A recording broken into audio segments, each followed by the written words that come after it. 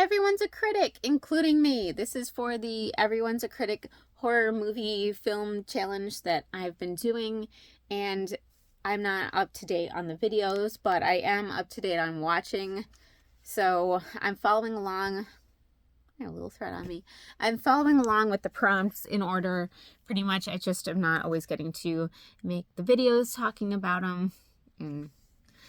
Anyway, so the prompt that I was talking about today was the prompt is based around a religion, and I picked Midsummer because yes, it's kind of a cult, but it's still a movie I really enjoy watching. So there's spoilers as I talk about this. I love this movie. I really love this movie. It's weird, it's creepy, it has like a really slow build up where everybody knows things are going to go horribly wrong except the people actually in it. So you're just kind of waiting, like, when is it going to go horribly wrong? But the religious aspect comes in when they're visiting these group of people, and like basically a cult, and it's based around a weird sex cult, but also they're sacrificing elderly people who have to jump to their death.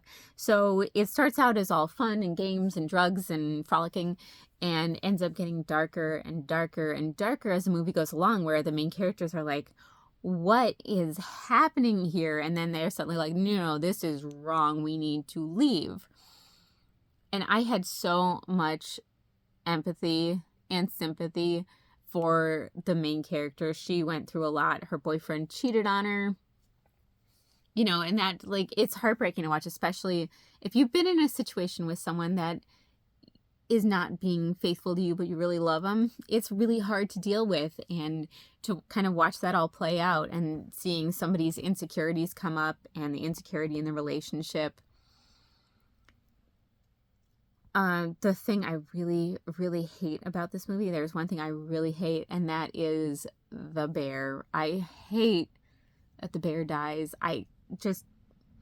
Whenever it comes on screen and I see it in that little cage, it just like rips at something in my heart, and it's really hard to keep watching after that for me. So as much as I love the movie, I really hate that aspect. It just, like, it's enough to ruin my day if I sit and think about it.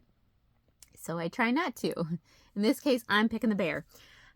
But obviously the ending, like, she becomes this, like, it's iconic in like the way they dress her up with all the flowers, and it's a weird fertility ritual thing, and her boyfriend's put in the bear suit, like stitched up in a bear suit, and it reminded me a bit of Wicker Man in a lot of ways, but even creepier, I think, in a lot of times. And I love that the girl, I wish I could remember her name, but I'm not good with names most of the time.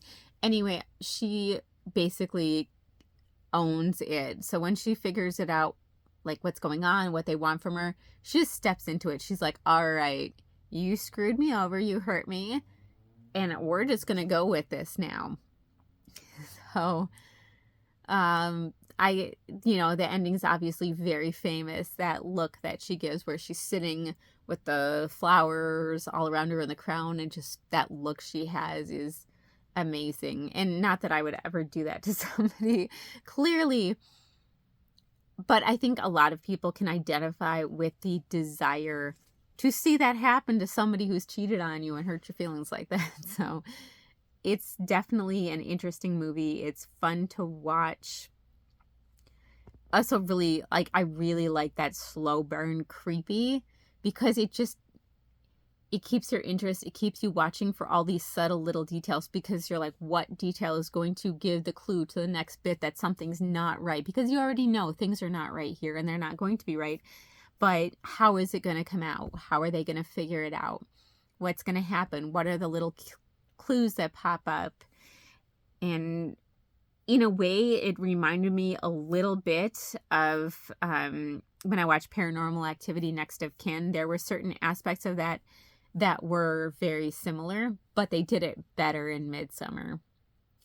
So, yeah, they're kind of playing out their ritual and their religion. And in that sense, like, the older people that died, they were volunteering. Like, this was not like they were being forced to die. They were part of it. They were included. And that can come into a respect someone's religion thing.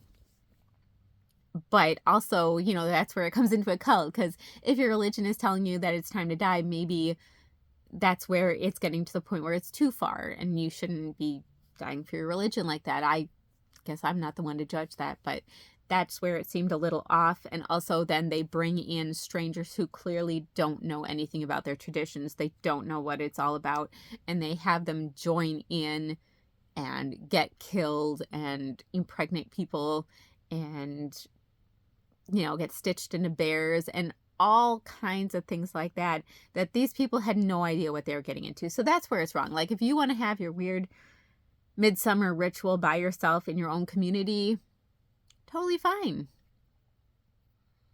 And I'm not even saying like the sacrifice, I'm not going to judge that. There's two sides on that. Like, if that's really your belief and you think something better will happen to you, or that's really what you want to be a part of, I don't agree with it, but I could step back in that case and be like, I'm not going to talk them out of it. But involving people, that's where it's a no for me. So it's always a really good one to watch. It's like one where your jaw drops and you're like, oh, this is getting real weird, real creepy. And it's just very atmospheric. So definitely a good watch for me. I've watched it a few times, but it was the first thing that came to mind when I think based around a religion. Although there's, again, many, many choices there. It's just Midsummer sticks out to me.